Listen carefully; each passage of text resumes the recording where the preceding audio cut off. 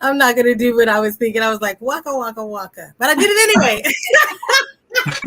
I don't know what goes through my head when I hear that spaceship music. I get a little crazy. So today it's me, the Cosmic Mama, here with Terry Smith and my two beautiful friends, Amanda and Aaron Kuhn. Woo! I'm excited. We were just discussing your relationship because I met you guys in October of 2022, and I was like, too much, just too beautiful. Like the love and the smiles that you guys have, and not that I wouldn't expect it, but it's beautiful because it's almost 2 years later, almost 2 years, and it's still just as beautiful of a smile as the day when I saw you all, and I love it. It's just remarkable. Thank you. Yeah, and so Terry hustled you down, and she was like, "Look, we got to do this."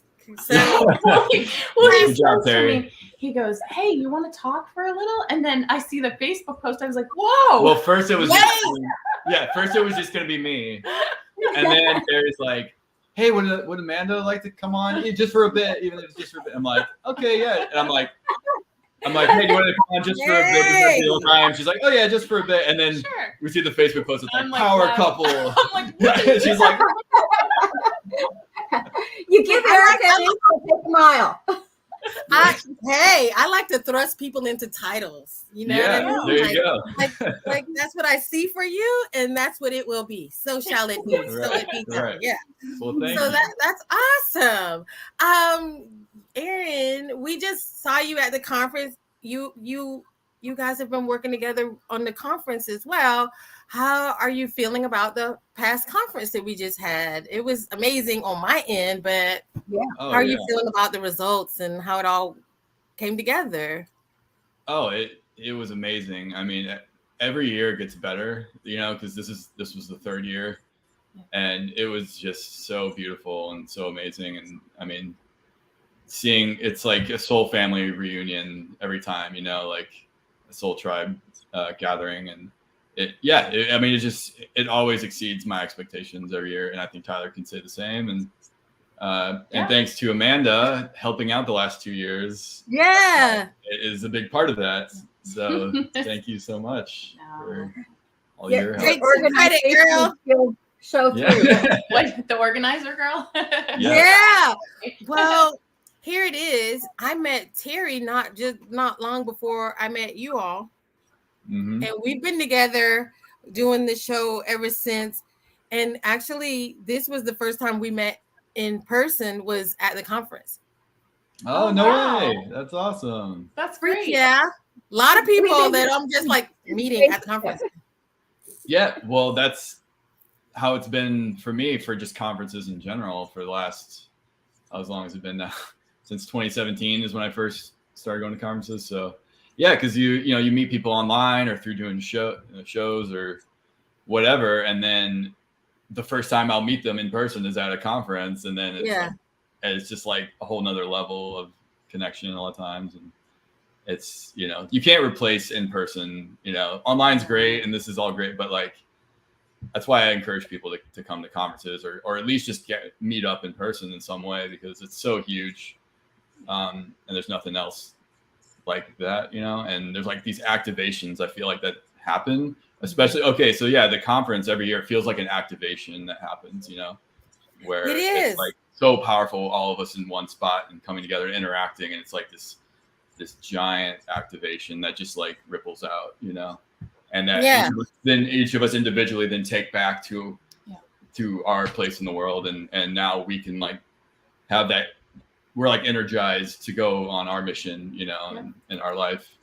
And then we come together again next year or however long, and then we back. So it's like this, it's this beautiful, like, Katie. Hey, Katie. Colleen. Hi, Colleen. Oh, our friend hey, from Alexis. Ascension Diaries, Alexis. Yeah, I hadn't talked to her in a while. Well, yeah, I consider it like grid work for us to get together and take the energy back to the places where we are. That's definitely like grid work. And absolutely. I mean, you met Tyler at a conference, right? That's how Tyler and I met. Yeah, we both lived in St. Louis, but didn't know each other at all. And then we both went to the same conference in Colorado in 2018. And very synchronistically, the universe brought us together there. Like, I happened to be standing next to Tyler and his dad. He was there with his dad. And they were about to go on a hike. And I just happened to be standing by them. And they're like, I think we had like barely interacted before that. And I didn't even know their names at the time. And I'm like, yeah, sure, I'll go with you. They just asked me to and then found out we all lived in St. Louis. And that's how Tyler and I started hanging out. And that's how I had the idea to do a podcast. We both were like wanting to do something like a YouTube channel or something. And I had another friend of mine put the podcast idea in my head. So I was like, hey, what if we do like an audio podcast, which is what it started out as. And it just clicked, and both of us were like, yeah, let's do that. Sounds fun. And we had no expectations whatsoever. We were just purely having fun, jumped into it, had no idea what we're doing. And it started out audio only, and then somehow it switched to video pretty early on when we finally, I think, got comfortable enough with video. And even then it was like, it took a bit to get used to that and comfortable with that. But it just kind of snowballed. And that first year was really slowly building. And then like the second year of it is when when COVID hit was the second year. And I feel like it just like really started taking off that year. For one, a lot of them at home and like, watching YouTube videos and stuff like that more that year. So that helped too. But I never dreamed of doing the things we're doing now. So it's been such a blessing. It is. I have to sneak this in there. We have to give Mr. Koala, Jim, the Hot Dad Award. Okay. We just put that out there. I like to tease him, and I guess I'm subliminally programming people. But anyway, he's amazing. Yeah. He is. Oh my God. And generous. That's the thing. Yeah. And so coming to the conference and seeing how generous he is, seeing how you all have family members and friends that are coming and support you for all these years is really inspirational to a lot of people. And I mean, every time I go to the conference, people say, thank God I finally have someone to talk to. It's like people who don't normally have space to be themselves and to talk about the things that they really believe and think, even if we don't all necessarily share the exact same ideas. That's what I notice about it. It's like, doesn't matter what your age, kids are open to being in that space, and it doesn't matter your age, race, or sex. It's just welcome, and it's a beautiful space that you all provide. And I'm really excited to be able to meet you all. From one crazy person that I know on Telegram was like, hey, you got to talk to Tyler and Aaron. So yeah, that one crazy guy. Yeah. Yeah. I know. Remain. Yeah. Yes. So what's one thing you would say you've been learning about yourself as you're approaching these conferences and these gatherings? What's something that you've had to grow in participating in these type of activities? I mean, it's definitely, I don't know. I feel like it's been growth in like every area of my life, like it's, because like I'm an introvert, so like the podcast and doing these conferences and going to conferences, it's forced me to like, step out of my little comfortable box, and interact with a lot more people than I normally would interact with.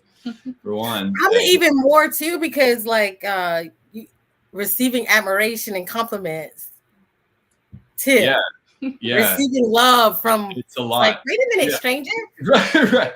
No, I'm still not used to, it's like all these people coming up to me, and giving me a compliment, and I love your show so much, and then people that I've never met coming up to me that know me and they've been watching the show for and it's weird. It's weird, but it's amazing at the same time. Like I'm still not used to it, but it's I don't know, like the amount of love that I feel. It's just been so amazing. And Tyler and I just try to do what we can to give that back and to have this relationship with everyone. That's we're hoping to like, it's like we're all on the same, no one's better than anyone else, no one's more special. We're all trying to survive on the Titanic. Yeah, we're like, let's okay, right, let's figure this out together. And right, exactly. And that's why, like, I just feel like at the conference, it's like we're just hanging out with everyone. We're all in the same playing field. We're just having this like soul family gathering, right? Because sometimes I go to a conference and it really feels like, oh, the speakers are up on this pedestal and everyone else is, and you're not even allowed to hug the speakers, like at Contact. They literally state in there. Wow, I didn't even and know it's that. and it's just, and that's fine, and you can get something out of those too, but it's just a whole different feel. Like I like the types of conferences, like we try to model ours after the ones that we've been to, where it feels just like a soul family gathering and everyone's just, you can go up to anyone and talk to anyone and have an amazing conversation and an amazing connection, right? Yeah. And we're all just there. There's no like cliques going on really. There's no like, everyone's just kind of on their own or whatever. It's like a big family gathering, It's beautiful. And it's just really like these events have like been so activating for me in my life. Not just our conference, but other ones that I've been to. It's like an activation for me. I feel like every time, where in my spiritual growth and everything else, and that's how we met. Also, was at a conference. I was gonna lead to that. You also met.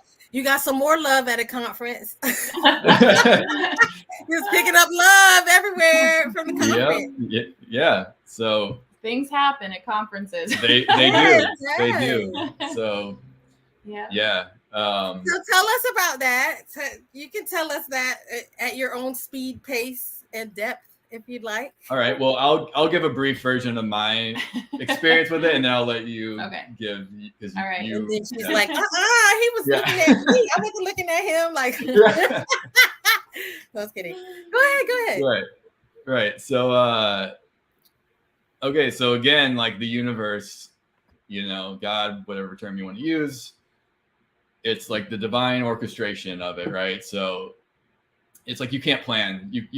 When we try to plan stuff in our lives is when we usually mess up stuff, because the ego wants to control things, right? But when you let the universe synchronistically and divinely guide you, that's when the magic happens. And this is proof of that, because I was living in Portland, Oregon at the time, because I had actually moved up there for my ex, who we started as a long distance relationship. I was living in St. Louis, and then I moved up to Portland, and then 4 months later we broke up. But I had just stayed for some reason. I just felt like I needed to stay there for a while longer, because if I had moved back to St. Louis right away, I wouldn't have gone to the conference that we met at, most likely. So I happened to still be in Portland when that conference was about to happen, and about 3 weeks before, I last minute decided to buy a ticket and go. I found out our friend Barry Everson was going to be there, and I ended up rooming in an Airbnb with him. So there was this hike that Lowell Johnson was doing as like an extra thing for the conference. It was a paid hike, so you had to buy a ticket. And I didn't even know about it until I got there, and then I wanted to go on it, but it was already sold out. So I was like, oh, bummer, I missed it, Well, Barry had a ticket to it, and we were staying in the Airbnb together, and I was going to drive him to the meetup spot the morning of the hike. And I wake up that morning, and our mutual friend had backed out, had decided last second she didn't want to go on the hike anymore. And he goes, hey, do you want her ticket? She backed out last second. And I was like, oh yeah, totally. So that's how I ended up going on the hike. Otherwise I wouldn't have even been on the hike that we met on. So Barry and I seemingly randomly got in a car, because we all carpooled at the meetup spot. So we got in a car with Amanda and her friend Deb. Yeah. And Deb, the rest is history. I don't know. Deb had like noon. I'd been drawn to Shasta. I'd been there probably 10 years before. And it was like, it kind of calls you. If anyone's ever been there, or if you're even planning a trip there, you can feel it before you go. And she said, I know you wanted to go there. And I found this cool. Literally, I think she was going there to shop. Yeah. We need to go to this conference. They're going to sell this cool thing there. And I don't know. So I ended up just I wish we had it. We should have had it on screen. It's downstairs. Go grab it. Oh, we can grab it if you want. But yeah, I'll go grab it. Anyway. So I'm going to grab it. The thing that drew us. Anyway, I went with Deb and we went and we thought, oh, this hike sounds great. And I just remember getting up that morning and thinking like, okay, what am I gonna, this little job? I mean, I've been following things deeply 10 years before, but just kind of my life sort of sidetracked to my kids' needs and, all of the 3D things. And this kind of was like, okay, let's get sucked back in. So we signed up for this hike, and Deb and I had room in our car. So we waved to 2 women that could join us, and they literally stopped. This is the reason Amanda came to the conference. So I was like, we got to go there to get one of these. I don't know. There was somebody there. I don't know if you can see this. Anyway, it's awesome. Yeah. It clears the house, and it's good to have in here. Just like it's like copper. A toroidal. Yeah. It's just wound copper with a crystal in the center, but you can feel it. You can feel it. Like I can feel this right now. It clears like an entire house. Nice. So they're pretty awesome. Anyway, that's kind of was the draw, and we went, and 2 women were about to get into the car, and all of a sudden they literally stopped in their tracks and walked the other direction. And Deb's like, hey, we have room. And I didn't even see Barry and Aaron, and somehow they hopped in the back of our car, and so we rode up to the mountain. I knew it was going to be that kind of story. I knew it. Yeah. She wasn't paying you any attention. See? Yeah. And we just, these strange guys just jumped in someone's car. Right. Exactly. Yeah. And we kind of went up the mountain, and just, there's just a magnetism. And I've had close connections with friends, and, those soul connections where you're just really drawn to somebody. And, we went on a skywalk. Sky Watch that night. They'd invited us to go, and we just kept talking. And then, we ended up just naturally, everyone else was in this area, and we were together over here doing our own little skywalk. And that night, I'm like, oh, we hugged, and someone in our group was like, oh, and I was like, oh, damn. Yeah, someone goes, oh, when we hugged. Yeah. And I just, it was it's like, hug. I mean, in that moment, I always felt like, I have dealt with homesickness. I was on a homeopathic remedy for this feeling of homesickness, and always thought, well, I'm from another planet. That makes sense, right? But I swear to you, in that moment, when we embraced, it was like, that feeling's gone. That feeling of that longing, that homesickness just disappeared. And I went back to our room that night, and I was like, it was such I didn't sleep. It was like a wrestling of wow, I met this amazing person, but I'm probably not going to ever see them again. And it was just wrestling with that all night. We were both, it was crazy, because we were both in this state of experiencing this intense, amazing connection, but then mentally realizing we might not ever see each other again or be able to be together because of this. I don't know. Did you already say? No, okay, but just because of life circumstances, it was this is not, this is not gonna work. We're this isn't gonna. How's this gonna work? I'm just wrestling with this, and then meet each other, see each other the next day, and we're sitting there at the conference, and I'm like, I can't handle this. It's just you kept his arm grazes mine, and I'm like, I am so unnerved. She got up and had to leave the auditorium. Room. I can't handle this. My neurological system is freaking out. I remember multiple times we'd be walking together or standing together talking, and you'd just be like, I'm sorry, this is really unnerving. I can't do this is really unnerving. And people and I'm would stop us. People would just stop us, and we're like, no, we just met less than 24 hours ago. We were getting comments every 5 minutes from people being like, you're such a beautiful couple. You're you guys are just a light. You're just a beautiful light. And we're like, we're not together. Yeah. We just met. We're but it was getting to the point where it was funny, because every 5 minutes or less we were getting a comment from people about just that. Spinning out. It was hilarious. Yeah. You guys are gonna make me cry. Yeah. It just kept building, and then we decided, well, let's go for a quick walk to say our goodbyes. And I wrote about this in the book, but we just hugged, and I was like, what? I mean, I've never. You're it was so powerful and undeniable. It's you can't unknow that type of connection. I'd never ever in my life experienced that. Me neither. The strength of that, and I was in such agony and grief leaving, and Well, like, I'm gonna say something because I understand it, because to be in the presence of you two, like just the first time, if it was anything even partially like that, I can understand why everyone, because it's something that maybe even if you might feel it and don't understand it, but other people from the outside can just see this amazing thing.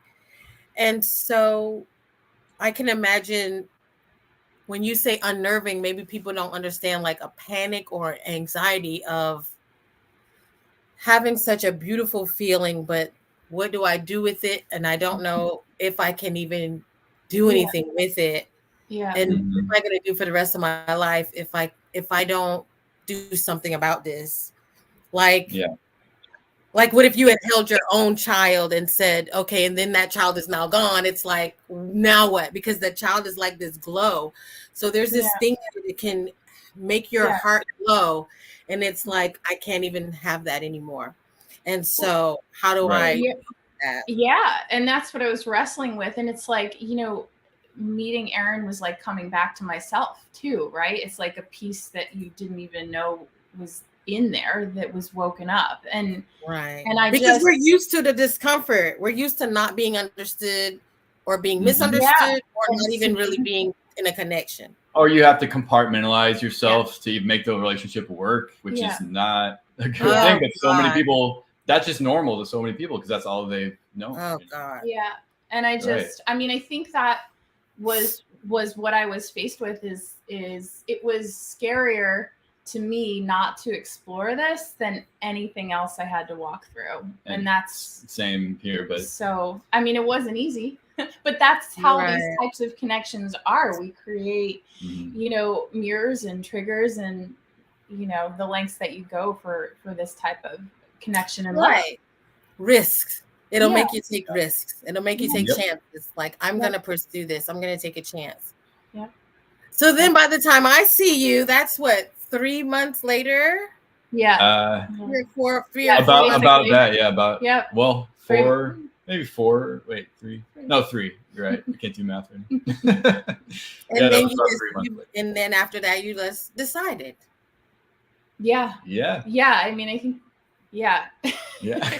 It was just a knowing. It was just, and then there's, you know, the things when you feel like that deeply, it's like so vulnerable, right? So things bubble up and just, I mean, I think that's the beauty in it is like, and I think that's the challenge too, is like being able to be vulnerable and like feel so safe to as these things come, because they will, right? It's like this whole other level to kind of like keep open and unconditional and safe. And I think we've done pretty well. Yeah. So for you, Aaron, at that time, because, you know, you had just come out of something, were you surprised to be in that space at that moment? Like, and because you had to put on some loads of testosterone, you know what I mean, to really make this happen now. To really mark That's a good way to put it. That's a good way to put it. This woman is really, because it takes a certain part of yourself as a man pursuing a relationship with an adult, beautiful woman with a full life and responsibilities. Like, you went from single and hanging out with your homeboy and like, I'm a man, damn it, and I'm gonna go get this woman and right. And now he's like a stepdad to teenage children. Right. Exactly. Right. And that was, no, well, it was, you know, neither of us were like looking, because, you know, like when you're single and you're like looking, you people tend to like, you know, you might end up with someone who's not necessarily the best for you, but since they're, you know, it's kind of like both people are looking and you have some kind of spark, and then it lasts maybe a few months and doesn't work out, whatever. This was not that, right? Obviously, because for one, neither of us were. It's like the opposite. The opposite of that, because we were like not looking at all, and it wasn't even a thought in my mind at the time, in fact, and like obviously not you. No. But it was just that natural soul, that intense soul connection that we had, that we just couldn't, you know, it had nothing to do with like the logical mind or the ego or any of that, because it was so deeper than that. And then we had to just like, that was the reality. And then we had to like now be like, how are we going to now, you know, navigate and live knowing, like you can't unknow that, right? Yeah, you can't. And how we're gonna, what are we gonna do now? I just think like denying it, it's like denying your truth. And I mean, coming back, and I mean, I was sick. I had vertigo. I couldn't eat. Like, I mean, it was such like an upgrade to my system too, I think. I just, you couldn't, like, you can't unknow that. It's not healthy for anybody that's involved. So we just, I mean, did the best that we could to take a step at a time and stay in integrity as the best we could, given a difficult situation. And we just felt so divinely supported every step of the way. And so it was beautiful and hard at the same time. I mean, being apart was rough, but I also think like, it's like this beautiful combination of like fire, but also peace. Yes. Right. That's a great way to put it. And so like, I mean, the intensity, it's like, okay, you need some stuff, you know, there were things we had to work through on our own, you know, each step of the way to be ready to be together full time. And that was hard, but beautiful too. So, yeah. Are there any things that you would like to maybe suggest for couples? Like, not that you have to be a mold for anyone, but maybe some soul check advice for people who are looking, not looking, alone, looking for relationships, in a relationship. Like, do you have some soul check items that you have gone through that you think you would say, hey, everyone, I think should look into this for themselves, as far as how to be in a relationship, how to make yourself ready for a relationship? Yeah. Yeah, absolutely. I mean, I'll go first. Go ahead. All right. I mean, so here's the thing. Based on where you're at is what you're going to attract to you, whatever your frequency, right? So if you don't have self-love and you're not complete within yourself, and now you have love to give when you have love already. Well, if you don't have that, what are you doing? You're trying to get love from someone else outside of you, and it doesn't work that way, because that's when codependent relationships form, right? When there are two people that are trying to, they don't feel love within themselves. They don't feel complete. So they're trying to get this person to complete them, get love from, well, when you have two people that have self-love and they are complete within themselves, and they are now they're like, who can I share this with, rather than how can I get love? How can I get somebody to complete me? It's who can I share the love I already have with?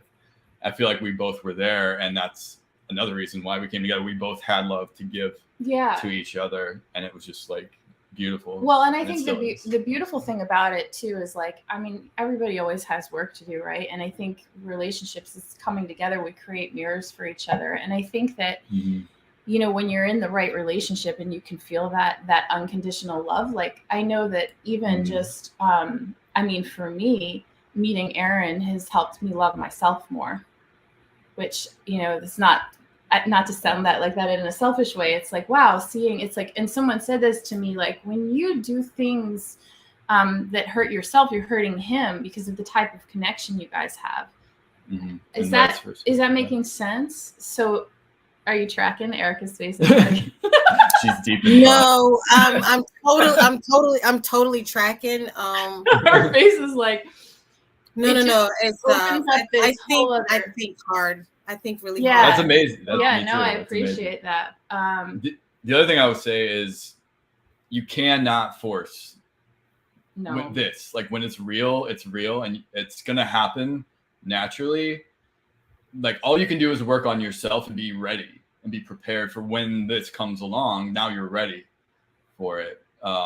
Because I feel like a lot of people, and it's totally understandable. You want the real love so bad, but now you're trying to you're not really being yourself. You're getting in your head and you're trying to force it a lot of times, or you're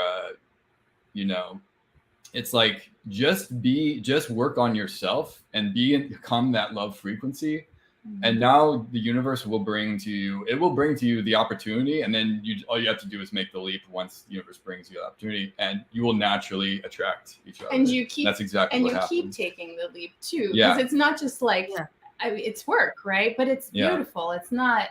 It's just like there's this whole other, like I said, level of vulnerability and mirrors that you create for each other, and that's the beautiful thing is when you find that sort of unconditional love and that safe space, that's what builds intimacy, right? Is when, you're upset or you feel off or there's something on your heart, knowing that you have a safe place to talk these things through builds the intimacy that lasts. Yeah. But the connection is real. It'll naturally, you won't have to try very hard. Right. It'll just be like, wow, this person gets me. And then vice versa, you get each other, and it's really almost effortless and easy, even though you still have to make effort, and it's still work, but it's wow, I don't have to hide any part of me. I don't have to compartmentalize any part of me. They accept me for who I am. They love me for who I am, and both people. It goes both ways, and you'll just know. To me, you just will know when it's the real deal. You'll just know. Right. Highest level of clarity I've ever had in my life. It was not even a question at all. It was this is it. Yeah. And I understand what you're saying too, because I've met women before that told me that their husbands never seen them without makeup, or a lot of people I know too. That's why they need so many friends, because they don't really have an outlet in their relationship, so they gotta turn all their true selves to their friends just to participate in the relationship. That's not that's a big, and that's one thing we were talking about the conference, it's so everybody, some people have a hard time coming to the conference and then having to reintegrate back into their lives, right? And I just thought for a second, and you guys met Toby too, she's the best friend that I met at a conference in Florida, at that conference that we met you, Erica, and then realized we lived 10 minutes away from each other. So I looked at Aaron and I said, how beautiful is it that we get to go together, home together? And it's I'm just really grateful for that. So I can understand people's, pain and not having a community or someone that they can physically be with, that can see them and understand them, and they don't have to constantly walk around, discerning what they're saying, or you said, putting pieces of themselves, filters, pieces in boxes, putting filters on everything. Yeah, I'm gonna tell you this. So when I was at the conference this year, I stayed with Scott over there, and it was 15 of us, and I swear I didn't even know everybody there, but being there, okay, so I'm working the table from 10 to 10, then go hang out with them from 10 to 2, and then hang out with my son from 2 to 4. And I thought to myself, if I was in a relationship with a person and they weren't going to be comfortable around this group of people in this space, then I just didn't think I could be in a relationship with anybody who wasn't going to be able to be comfortable. If I had to go to this by myself and the person wasn't accepting of that, I was like, you know what? This is the fullness. This was the most fun I've ever had around the most different, variant group of people, that if a person couldn't appreciate this, then I couldn't really have them in my life. So I understand exactly what you're saying. And then also too, what you're saying, coming from a void. A lot of people in relationships are coming from a place of a void, where if I had this, I would be better. If I only had this, my life would be, better. Then I'll be happy. Then I'll be happy. Then I'll be happy. And so coming from no, I'm happy. I have a great life. And then even getting to the point where you can say, well, I might go into a new relationship or maybe not, but either way, I'm happy where I'm at right now. right? And so Right. it's not coming from a place of void. So you're still in a state of gratitude for what you do have, and you're not like, no, I'm not happy. I need this to be complete and happy. And guess what? Now you're going to attract, because you're at that vibration. You're going to attract someone else that's at that same vibration, and that's when the codependent, because you're both at right. Right. I had someone tell me the other day that they said, well, it seems like you're content with doing it on your own. And I was like, well, no, I wouldn't say all that. I mean, I don't want to overstate my case. I'm happy, but hey, I have room for love. And so you all have room for love. And that doesn't mean don't have the desire still. You can still have desire, but still not be, like you said, coming from a void where you're like, no, I can only be happy when I have this thing that I think I need to be complete and happy. Right. You be happy now. You still have the desire to be in a relationship. That doesn't mean you have to be in a relationship to be complete and happy. To be happy. You cultivate love and happiness within yourself. It cannot be any other way. True happiness and joy comes from within. It cannot be given to you, right? But then you will naturally just be at the frequency where the universe will be like, you're ready for this. Here you go. Like it'll present you with these opportunities. The universe kind of threw a bomb on me. Both of us, like, but here you go. It was really intense for you, especially. A mad game of hot potato. Jump timelines. Right. We say all the time. It felt like we both jumped timelines when we met. It was like a timeline shift. Yeah. So was Egypt? Egypt was after that. Yeah. Out of your trip. What did you get out of your trip from Egypt or to Egypt? What did you get out of that? What do you feel? It was amazing. It was amazing. I mean, it was a wow. That's it. It was amazing. I just think I just love going to ancient places with ancient history and just feeling and the energies, and often there's healing work that needs to be done in these places, and it's the places give to you too. And I just think you receive like codes and activations, and when you're there, it's like your keys going to these places, and it's really beautiful because you bring that back home to where you are on the planet most of the time, or the family members and friends and people that you interact with. Like it doesn't just stay in Egypt. You take pieces of it home with you. Yeah. Well, how was that time with Carrie Cassidy? I've never gotten a chance to meet her yet, so. Oh, it was amazing. She's a trip. She's a character. But I enjoy her. Yeah. But she's gonna make you have an awesome trip to Egypt. Awesome. Oh yeah. She's amazing. But we laugh sometimes because she's just so her own person. Feisty. Yeah, and feisty. Feisty? She's like a bulldog, Like and she's like, she's like, well, just so you know, I almost got arrested once. So just be prepared for that. Okay. Yeah. And she almost got arrested on our trip because she speaks out, and they'll be talking. It's all this history, and then Carrie's like, well, I'm going to tell you why that's all bullshit. She's like, all right, that was all bullshit. Here's what this actually means. Here's what this actually is. That's kind of the tough part. Yeah, they don't like that, especially when a woman does that there. Well, it's a really tough part because the government has given the guides a very strict script on what to say. But then when you're there, you get your own downloads of, I can obviously see that everything you said was not true. Like in your presence, you're like, download. Yeah. So then, so when did you start working on the book? Well, officially, I've been trying to write this book for about 7 years now. What? Oh, wow. But by that, I mean, like, I'll write one paragraph every 6 months or even less than that. But I've been wanting to but it's just never been a priority for that long. Like I've been wanting to do it for that long, but I'm always like, at some point when I have the motivation and the time, I'll start working on that more. And then when the podcast started, then I had way less time, obviously, and it just kind of put weight on the back burner. Well, then the universe, it was like, for whatever reason, I felt this urge to get it done this year and have it done by the conference. And I was originally set to be a speaker at our conference. Like Tyler and I were both going to speak separately at the conference, right? Well, I had just the feeling like I need to get this book done and I want to have it done by the conference. But I was like, there's no way I'm going to be able to do that and do a presentation for a talk, I just didn't feel like I could do both.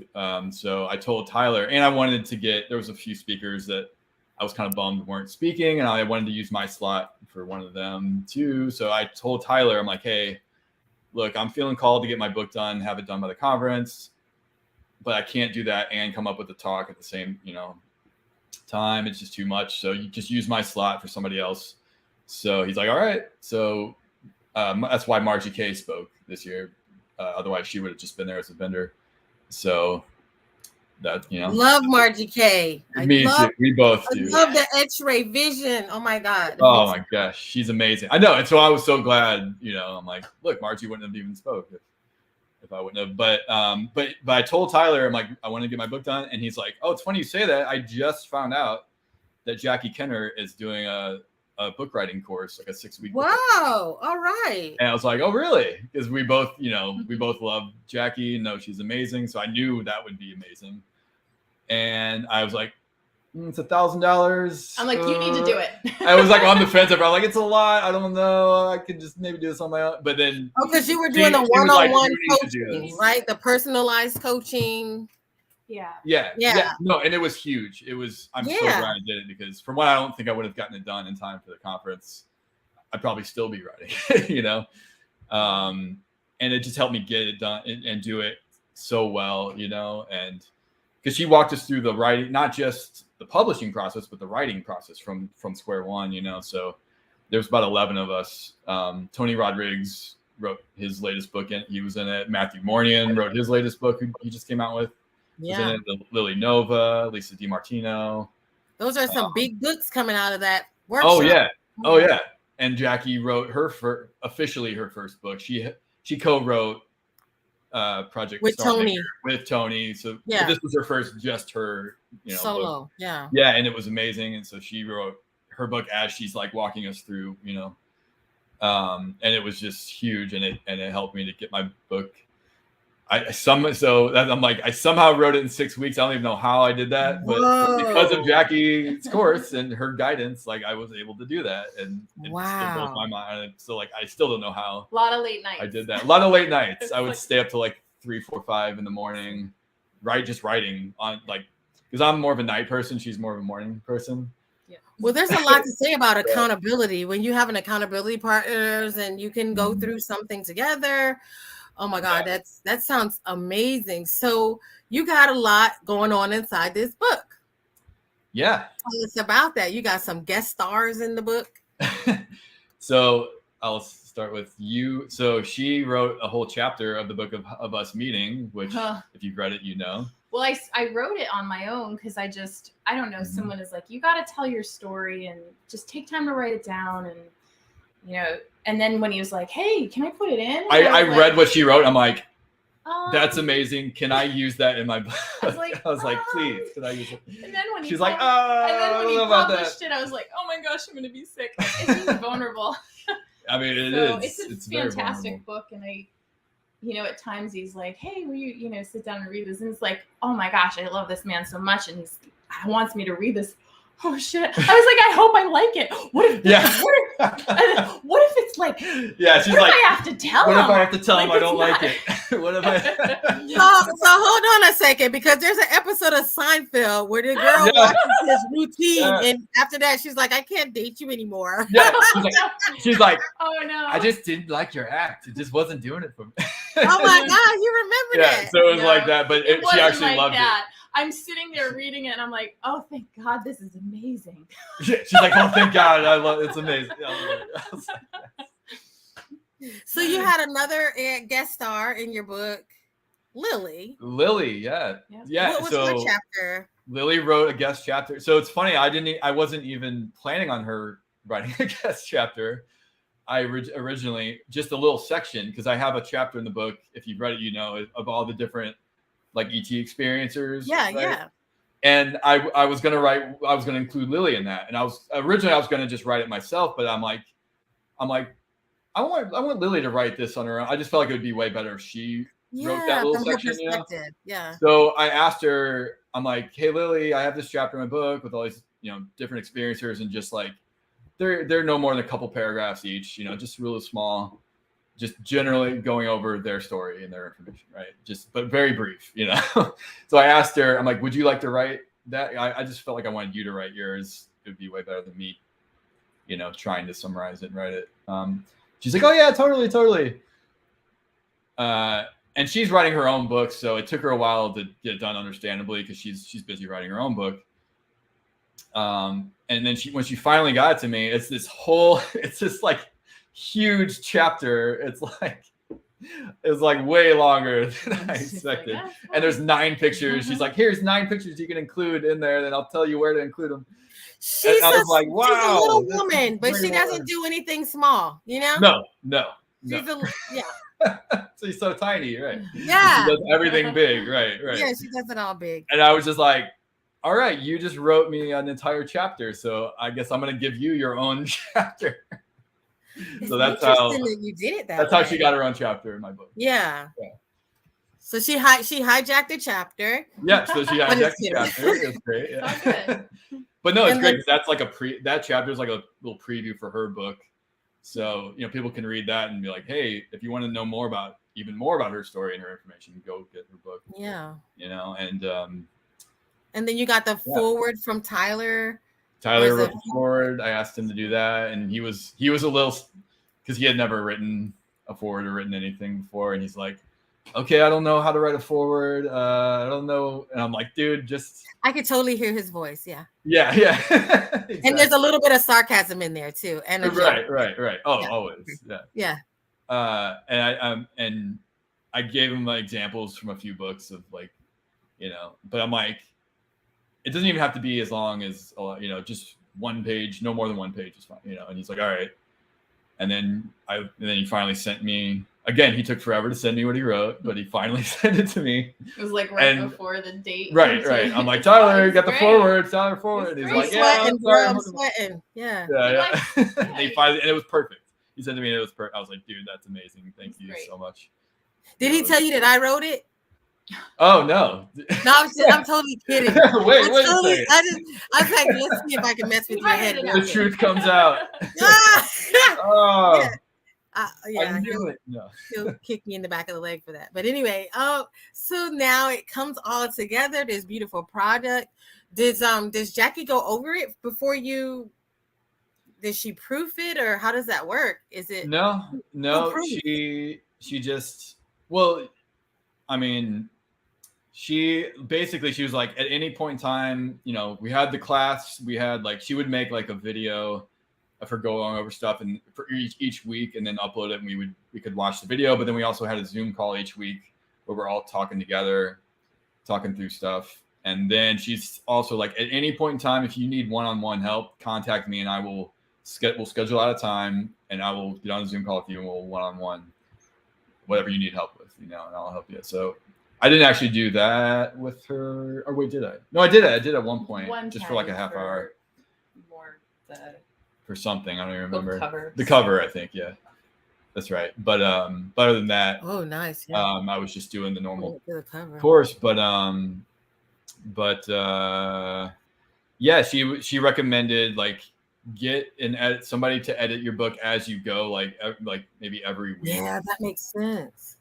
So she had us write the book on Google Docs, which is amazing. I highly recommend anyone, if you're planning on writing a book and you don't know what program, I highly recommend Google Docs, because for one, it auto saves. 2, it's really easy to so what she had us do was, she started out, she's like type out every topic you want to cover in the book, and those will start out as your chapters, and you can always change that, obviously. But what you do is you type out every topic. When you make them into a chapter heading, on the side of Google Docs, it has it all listed out, and you can click on one. If you're I feel like writing on this topic or this chapter today, you click on it, and then you just start typing. And then so it wasn't I didn't write the book linearly at all. I was jumping around all over the place. And that helped me, especially me, because I'm not linear. That's just how I am. My brain is all over the place and whatever. Today I'm really inspired, and I'm really wanting to write on this chapter, this topic. And that's what I would do. And then I would go there and write, and then I would go and like, or she's like, whatever, start out with whatever's going to be easiest for you to write. And that gets you in the flow. Yeah. Gets you in the flow and gets you used to it, gets you up to speed. And then once you're at that place, it's a lot easier for you to write the harder stuff. Right. So that helps so much. And it has like, Google Docs has like, has an auto correct of like, if you misspell or something's a little off, it'll like tell you, and I caught things, a lot easier than just doing it in like Microsoft Word, which has that to some degree too, but I don't know, it was just way easier. And then so you can like add anyone to your Google Docs. So they can look inside. They can look at it, or they can edit it for you, or they can like, they can make a comment on any little section where they're like, hey, maybe you could say this instead, or here's an idea, or highlight hey, comment. This word seems to be misspelled or wrong, or whatever it may be. So I had her doing all that kind of stuff, and she really helped so much with the editing. And, I was a science person. Yeah. Yep. I'm like, I don't know if I want you to tell you I did that, because there's definitely probably things I didn't catch. But you know what? So if there's anything off, it's not her fault. No. It's my fault. He had great grammar, and like he had a good handle on that, so it was an easy job. Let's just say that. Oh. So you guys made your first baby. So we did. Yeah. Baby. Yeah, look at you. He's like, oh yeah. You're so Aaron. You're so wow. You're something else, man. It's beautiful. It's beautiful.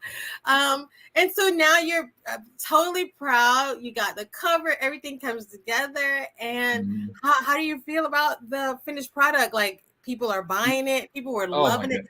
People were floored at the conference after they heard your talk. They were. They're really excited. You didn't know people were excited. Okay. Yeah, they were really excited about hearing about your book and the complete product and your presentation. So what would you say, who should read this book? I mean, what is it they can expect when they take a bite into this book, this beautiful baby? Oh man. I cast a really wide net with the book. Like, it covers so many different topics. Is it like an anthology almost? Like, right. It's like a collection. Yeah. I almost say it's almost like 3 different types of books in one, right? Because I have my story, which is like early on in the book, I go over like my awakening story, and then the story first of meeting Tyler and starting the podcast, then the story of us meeting, which you basically wrote that whole chapter. And so there's all that. That's like the story section. And then before that, though, it's the first 2 chapters are almost like, I don't know, I guess you could say philosophical in a way of like, what is right? How do you find truth? What is sovereignty? And then I kind of talk about, I think chapter 3 is it's either 2 or 3 is like the false matrix versus the reality, whereas like I kind of like warm people up to that idea of like, hey, there's whatever reality is, and then there's this false matrix overlay that we're living in that manipulates humanity. And this is how, I use the analogies of the Matrix and the Truman Show and like Plato's Cave to like give people an idea of like, here's what we're living in, here's what we're born into, but then there's this reality outside of that. And then how do you wake up to that and wake up to your true nature, your true self as well? And then I go a little bit more into that later in the book. But I also go into ETs, I go into spirituality, I go into UFOs, I go into like heart-based living versus stuck in your mind, and like what is the aura, or and like I don't know, like manifestation and what is manifestation, law of attraction, what that really is, and how we can create our own reality rather than being manipulated into creating a reality that the false matrix wants us to create, the control system wants us to create.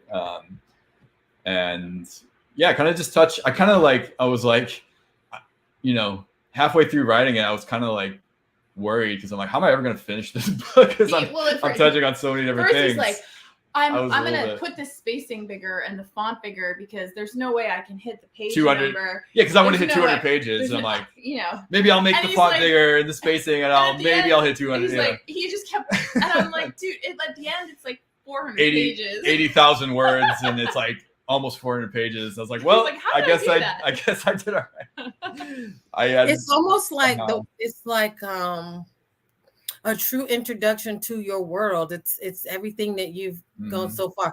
I don't know. Well, I know there's this movie called The World According to Garp, but and not to say that it's like that, but it just the way that it sounds, it's like the world according to Aaron. Welcome to my world. If it's almost like a welcome to my planet, and this is I don't know. Wow.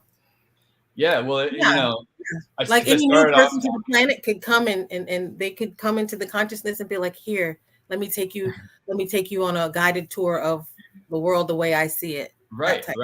Yeah, because I talk about my awakening. Like I grew up very Christian and kind of in that box, which can be great if it's serving you, but then I hit a point in my life where it wasn't serving me anymore, and I was like, wait a second, I'm in a box.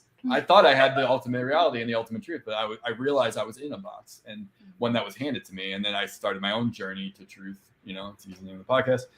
And that's when it just like, I had the dark night of the soul. My reality just went, and I had to like rediscover like, what is reality? Who am I now?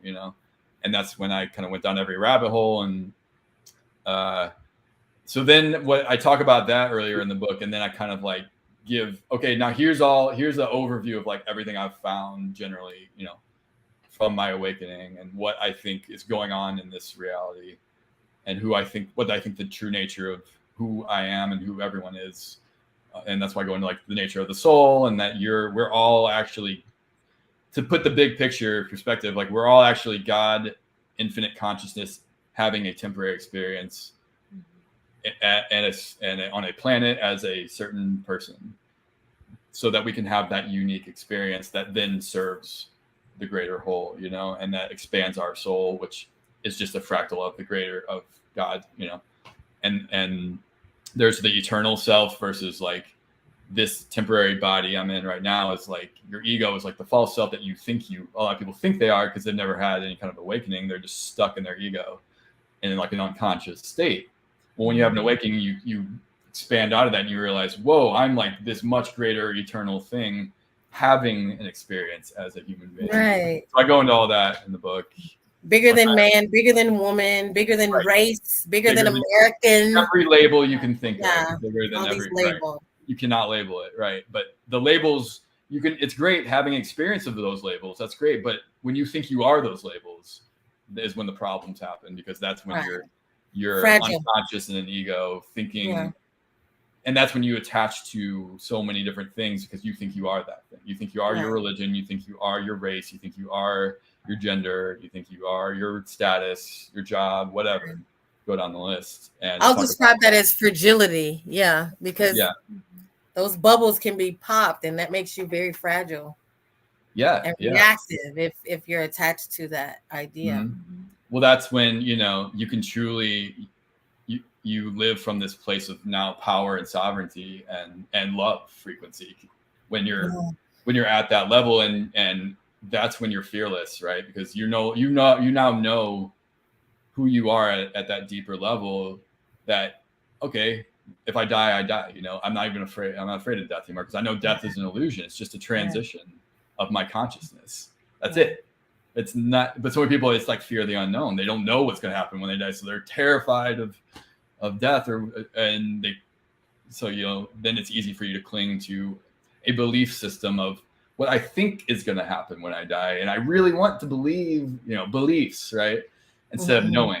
So people cling to beliefs because they don't actually have the knowing, and the ego is terrified of not knowing, but so it has to cling to beliefs, to what it thinks or what it wants to be true or what it thinks is true, but it doesn't really have the knowing. You're not living from that deep knowing, kind of like our connection. It's like a deep knowing, right? It's not like, oh, I think I love you, and and if you do everything that I like, I'll love you. And like you put, conditions. People put conditions on love, which means it's not actually love, because love doesn't have conditions. The second you start putting conditions, it's not love anymore. Love is unconditional. Love is at the deep soul, non-physical level, where you just have that love frequency connection. And I think you can attest to that as well. Yeah. So. Yeah. And I think, I mean, and I know what you're saying too, because that coming from the church background or the Christian background, it's like our elementary school, it's like our training camp, and it's like what we needed at the time. And then we go from elementary school on to now we're in university, is how I see it. But that's a great way to put it. Yeah. Yeah.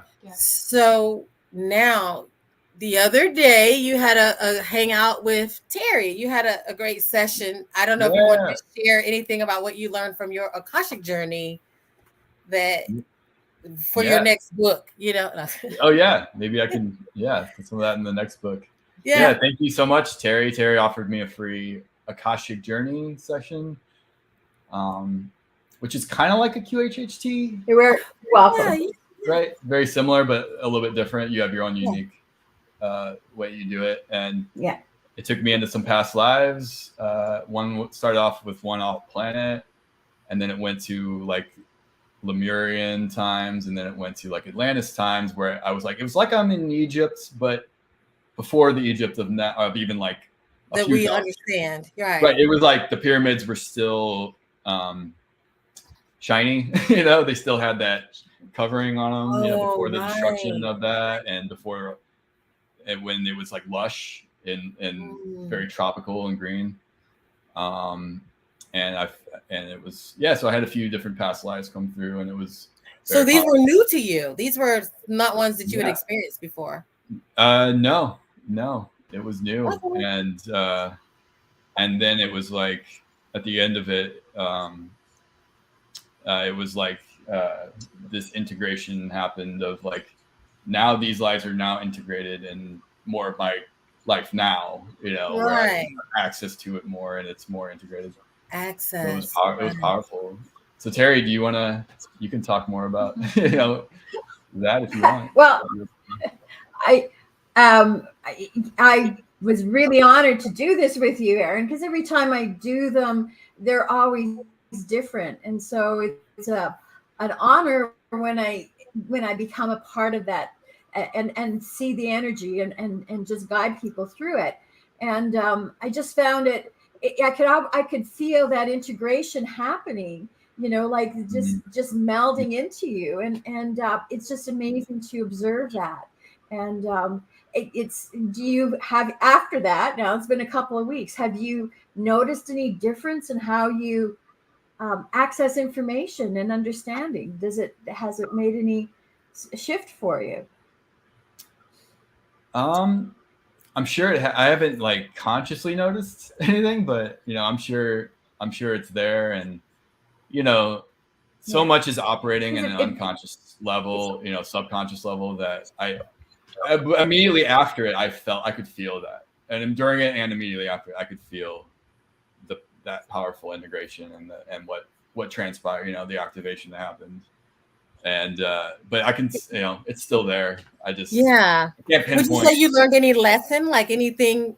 I noticed that I learned a lesson, and I was like, wow, in these lives I was less powerful, and I'm like, wow, I'm here now, I'm more powerful than I've ever been, in a way, in the ones that I did. I don't know, what is it maybe that you got any lessons from that? Well, because it seemed like in each life it was like I was trying to help, and I was trying to, you know, I was trying really hard to help, but it was like I had to learn to be okay with whatever happened, even though it wasn't what I thought should happen or expected to happen. Because we all get these expectations and things aren't happening what we like, and we control. Bringing your power back. Bringing your power back, and really, it was like, okay, so now in this lifetime, I'm learning more to bring my power back, step into my sovereignty, where I can be okay no matter what happens externally of me, even if it's something not necessarily I like. That, like, obviously the world we're in now is very chaotic, and there's a lot of dark things going on, and there's a lot of things we don't like, right? And all we can do is what we can do, and we can be that power and that light. And we're activating each other through that place, rather than like constantly be like, oh, I gotta wake everyone up and do all these things, and then you're not present, and you're not grounded, and you're not in your sovereignty, because you think you have to do all these things to be okay, or for the planet to be okay. Well, everything's happening, like I said earlier, everything's happening in divine timing and divine orchestration, even if it looks from our perspective negative and bad and crazy and like I very uncomfortable with these things. Well, guess what? There's a purpose for it, because it wouldn't be happening if there wasn't. It's really that simple. Anything that's happening, there's a divine purpose for it and a reason for it. And it's, even if it seems negative, it can be a huge catalyst for something very positive. And that's always the case, in my opinion. There's nothing that happens that is like meaningless, or it's necessarily, even though you could say there's mindless violence and there's mindless evil. Well, even that is still serving a purpose and still being a catalyst, because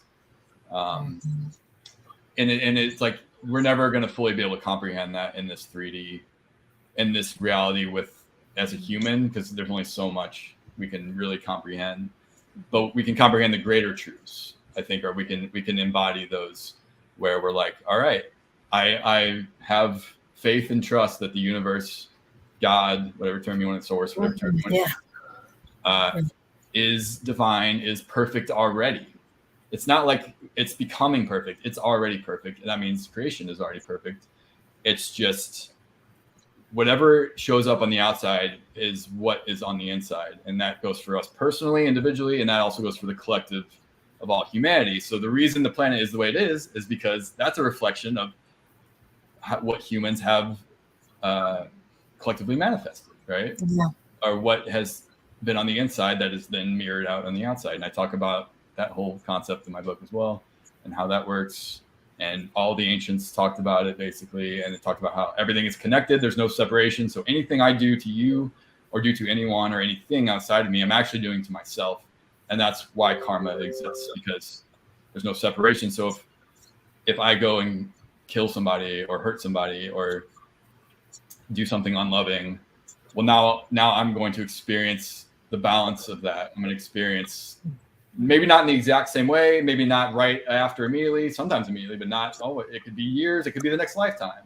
But I'm going to experience the balance, because that's the universe is always has to be in a state of balance. So that means whatever you do, that's why when you give love, it's going to come back to you, because that's a law, right? Because there is no separation. So you're giving that love really to yourself. Yeah. Right? It's like, I've heard it defined also as severity, because people would like to say, oh, why is God punishing me? And it's not this external punishment that's coming into you. Somebody explained it too, like if you have a pack of hyenas and they eat all, like hyenas are going to eat other animals, but if they go ahead and eat all the animals, then they're going to experience starvation, because they've broken the balance. They've gone overboard. So now it's severity, the suffering that they receive. It's not God is punishing them. It's severity. It's balance. It's balancing itself out. And it gives the contrast, like what you could call evil or dark or whatever, gives the contrast of what goodness, what light, what love is. And because you can be too nice, right? You can be too loving and then receive suffering from that, right? And having the understanding, it's really all about understanding too, because if you can understand why evil exists or why people do things they do, now you're not afraid of it anymore, or it's not like you're just reacting to it without really understanding. Now you can look at the things in you that are still unhealed, or that shadow self that we all have. And that's why shadow work is so important and so powerful, because you can heal and love. It's really about loving that includes loving your shadow self, or loving the things in you that need love and need healing. And then now you're not going to project your unhealed stuff out into others, because that's how it works. That's why evil exists. It's really just an unconscious projection of unhealed stuff within the person that they don't even be grateful in yourself. Right. Gratitude in yourself. Go ahead, Terry. I was just gonna say, I see it as a closet. When you open up a closet and you start pulling things out, it's like, oh my gosh, I didn't realize this was in here. And some stuff has been stuck in there forever and hasn't seen the light of day. But in order to clean that closet out, you've got to go through it all. And I think we're kind of at that space where all of this stuff is coming out. It's not that it hasn't been there. It's just that we haven't observed it because it's been tucked away. And as it comes out, we have to now look at it and say, does this serve any purpose? And then, like change the energies and, give it away, give it back to the universe and say, hey, we don't need this anymore. Right. Well, and what it does too is like, so anything you experience it gives you a really strong knowing of what you don't want or what you don't prefer, right? Which then, what does that do? That catalyzes you to really know much more clearly what you do want, what you do prefer. So anything negative is a very powerful catalyst for your positive clarity on what you want. And that's how we can get clarity on manifesting what we actually want when we really know strongly what we don't want.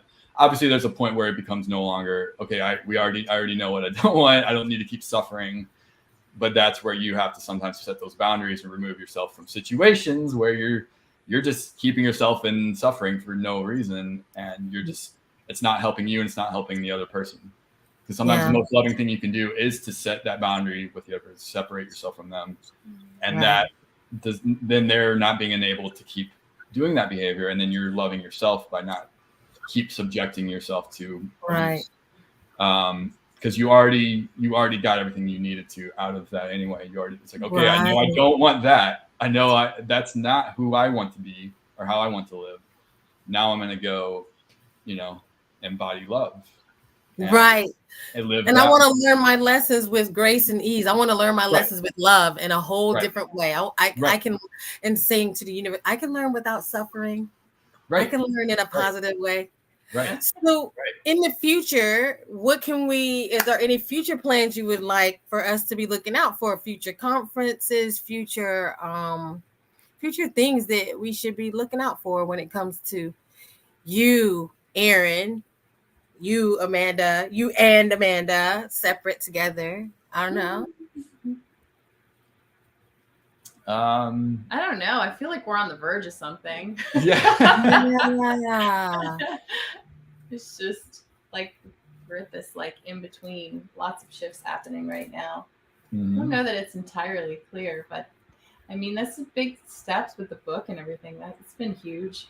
Definitely more conferences on the radar. Yeah, well, so Tyler and I are both speaking at a conference in Tucson, Arizona at the end of September. Actually, that she'll be with me at. So if you want to come to that, it's I can't 27th. I can't remember the name of it at the moment, but I'll send you the link to the website. It's September 27th through the 29th in Tucson, Arizona. And Carrie Cassidy is actually going to be a speaker at that conference as well. John D'Souza is going to be a speaker. Oh, wow. Ben Chasteen from Edge of Wonder is going to be a speaker. Jen and Brian Berryhill, if you know who they are. There's going to be some good speakers there. Desiree Foley is kind of one. She's kind of helping put it on. And if you know who she is. There it is. There it is. You got it. Yep. So there's Desiree. Alex. Alex Bloom. That's right. How could I forget Alex? Alex Bloom. Oh, wow. I love Alex. Alex was one of the very first guests on Journey to Truth way back in the day, actually. He is amazing. We had some good conversation. I love talking to him. He's amazing. Yeah. There you go. So that's at the end of September. For anyone, if you want to come, it's going to be amazing. Peru? So we're going to Peru. We're going to Peru in October, actually, with some friends. Wow. For the first time, neither of us have been there yet. So Nikki, me either. I haven't gone. Oh yeah, it's funny because there's 4 spots left. I think. Yeah, I think there's 4 spots. When is Peru? October 12th through the 19th. 12th through the 19th. Oh, okay, that's around my son's birthday. That's right before my birthday. Okay, my antennas are open. Yeah. Okay. All right. Yeah. So and I think it's wonderful you all are doing a lot of travel together. I think that's the work right now, is that we're both being called to that sort of grid work, and it's like a big piece of what we're doing right now. We both feel very called to just travel and not just conferences, but also these trips. Like we went to Egypt last year. Now we're going to Peru, which is funny because that's like both in the top 5 of my bucket lists. Trips that now 2 years in a row I'm hit. It's insane. Yeah, I want to get rid of those words bucket list because I feel like people wait too late. And that's the idea is just to plan it and do it because the world belongs to you and that energy is there for you and everybody needs to get out there. Right. Don't wait till you're in a walker or a wheelchair. You ever been on a cruise or one of these trips? Don't wait till you're in your 70s to feel like now you can finally do all the things you've been wanting. No, like do them. Or even at your conference, like some of the caves we were spelunking. It's like we went to. You don't think it's that hard, but people have they're older and have difficulty navigating uneven surfaces, and it's like because by then there's only so much you can even handle. Right. Especially this Peru trip's going to be very we gotta get ready intense. For the high altitude. I think. High altitude. I learned my lesson in the UK because everywhere we went was 5 floors, and we went up to the top of the tour that was 514 feet. And I was like, I said, well, now I've been training for the Olympics and on this trip. Yeah. Everybody got to come see me at the Winter Olympics after I choose my sport. So we got to be ready. We have to be ready. Yeah. So it was great hanging out with you all and spending time with you. I don't know if you've taught so many lessons because every time talking to you, you got the lessons. You got the, the information, the lessons. Thank you. I don't know if you had any final thoughts on what you feel we should be looking forward to in the ascension and the election. I don't know if you're even looking at that because I'm not even looking at that. Like I'm not. The monetary system, anything that I'm just. You know what? It's going to get really. All I know for sure is it's going to get really interesting. It's going to get. It's probably going to get crazier, and it's going to be very interesting. And you know what? Be prepared, but don't be caught up in worrying about what's going to happen because now you're not present, and now you're caught up in fear, and now you're in that vibration, and now you're going to start creating from that level.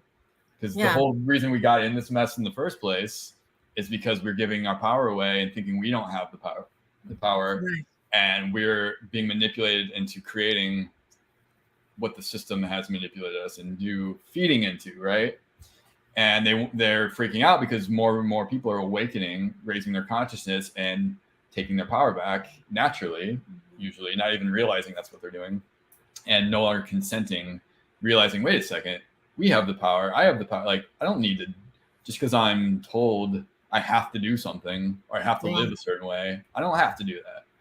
Or why do I I want something more than these materialistic things or this surface level stuff, So that's one of the reasons why, that we see so much chaos. And, there's like the old energies that are on their way out, trying to cling on, the old powers that were, I call them now, trying to cling on for dear life, going out kicking and screaming. And you have the new ascension energies coming in. And this is scientifically proven, the vibration frequency of the planet is raising. And eventually, those of us that are more at that level or raising our consciousness and vibration are getting more awakened and more of a love state. We're having an easier time, even though we still have challenges. The ones that are at this lower level that they're just not ready for that, they're freaking out. And that's why you see people getting more in fear, right? Even deeper in fear and more chaotic and more agitated and more lashing out in different ways. So you kind of see this interesting split happening of humanity where there's that, and then there's the beautiful ascension, amazing, awakening happening at the same time. I know we're all over here going, we're going to Peru. Right. We're on a cruise. and people are like, what the hell? Do y'all see? Like, don't you see what's happening? Right. I know. Well, I was and it's like, you know what? There's craziness and the inflation, and there's economics, and there's wars happening, and there's these impending. Oh, they're planning another pandemic and another thing, and it's gonna get so bad. And it's like, well, whatever happens is what's meant to happen. And all I can do is, the universe has been providing for us because we've been at that place of just like, hey, we're gonna just live from a state of love and trust, and the universe in gratitude, and the universe ever since has been just like, all right, here you go, all right, here. Sometimes we don't know how we're like, I don't even know how it's gonna work, but then somehow it works, somehow it happens. For sure. We're living proof of that, and that's it. You just got to stay in your heart and stay in your sovereignty and stay in the love frequency, and now you're at that frequency, and now the only hard and seemingly negative things that you're going to experience, you're going to be able to handle them way better, for one, and you're going to know that's for your highest good. Right. It's not, there's a reason it's happening, and now you can transmute kind of like these denser energies. I feel like that's what we're all doing, and that's what's going on. In the words of Charlie Sheen, winning. Winning. Exactly. Yeah, that's it. We're winning, and it's an individual basis. Let's just do it. Yeah. Terry, I didn't know if you had any last. She's been buffering a little bit. You guys said it. Yeah. I've been buffering a bit. I'm just going to add. You know what? We just have to be on our highest timeline, and just that's our affirmation. I'm on my highest timeline, and all the other stuff is just going to take care of itself. And if we can all be there, then the world will unfold in those in that the highest way. Right. But It's been amazing. Amanda, thank you for joining us. I know it was a last minute thing for you, but it's amazing having you with us, and you're part of the journey, because your journey is just as amazing for all of us. And thank you for just in your book for sharing and being so candid with everything. And Aaron, it's been you're such a light. You're such a light. You're here as that beacon for us. And people follow the light. So thank you for shining. I agree. You are. Oh, by the way, I had so many women come up to me at the conference. Some of them were like almost in tears, like because of what Amanda wrote in the book, because it was so powerful to them, and it like awakened something with it, and they were like, "Oh my God, Amanda's chapter in your book was so like powerful," and so. That's why I wanted it in there. Like I said, like the day he published it and put it out, I go, I'm gonna be sick. Yeah, I was like, I think, oh my gosh, it's so vulnerable out there. It was just like, my dad ordered it. I'm ordering it right now. Like, I need to have a really good conversation with him before this. So she was freaking out about that. Did he read it yet? He did, and he goes, you know what? That's how it should be, Amanda. That's how all right. I like that. So you are invited to dinner, sir. Yes.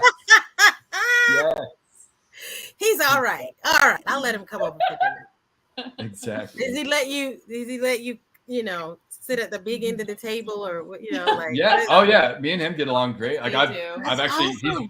I've been helping him with his book, with his cover of his book. What? Yeah. And that's exciting. Yeah. So he's now like, very supportive. Yeah. At first it was hard on him at first because he wasn't some things together. Change. That's the beauty in all of it is like, it's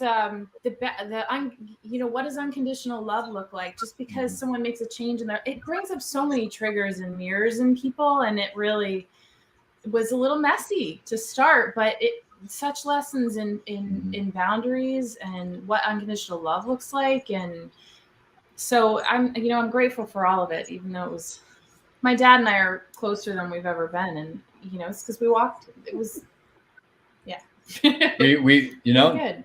A lot of times when you live your truth, it can be hard, especially at first when your family or people around you, it is, it's almost like it shines a light on like the fact that they're not really living their truth Right. or not That's living. a hard one. I wasn't even gonna go there with that, but yeah, that's what it And is.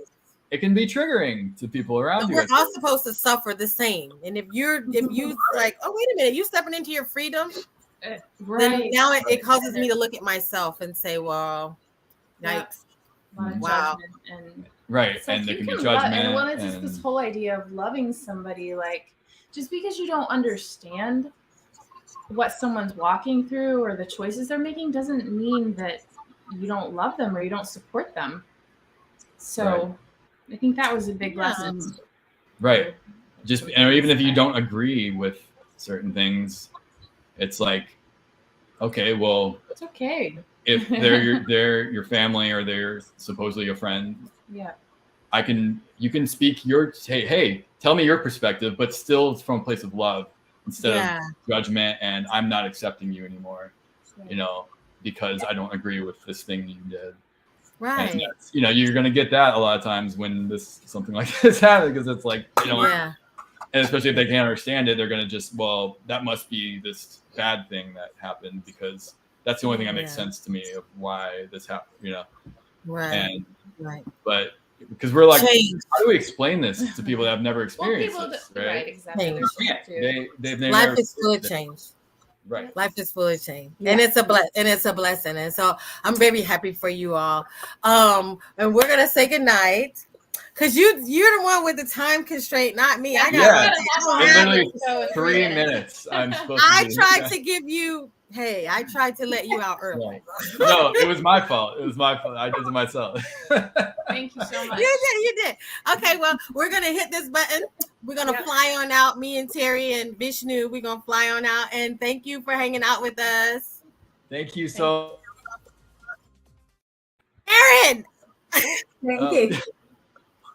And thank you so much. And now we're going to fly up. Okay. Thank you guys so much. Bye.